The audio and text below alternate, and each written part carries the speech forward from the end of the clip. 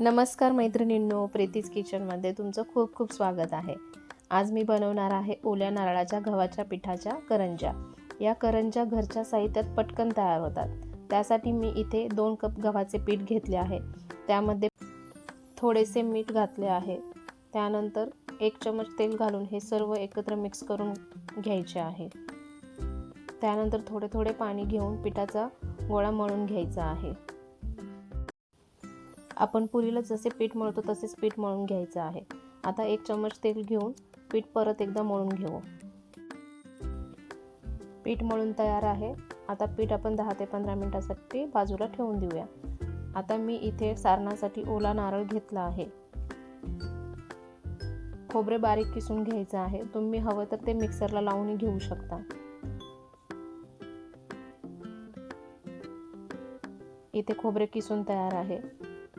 त्यानंतर सारणासाठी गूळ बारीक करून घ्यायचा आहे। तुम्ही इथे साखर पण वापरू शकता, पण गूळ आरोग्यासाठी चांगला असतो म्हणून मी इथे गूळ वापरला आहे।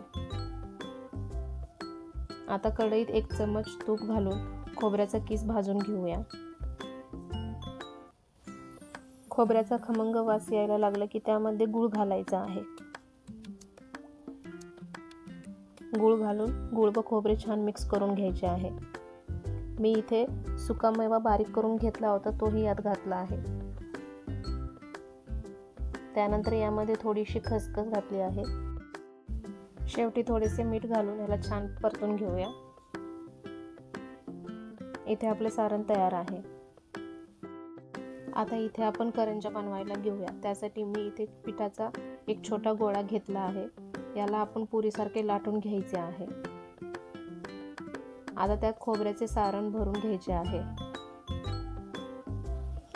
करंजीला कडेला दाबून घ्यायचे आहे, म्हणजे तळताना सारण बाहेर येणार नाही। आता करंजीच्या कडेला दुमडून घेऊया।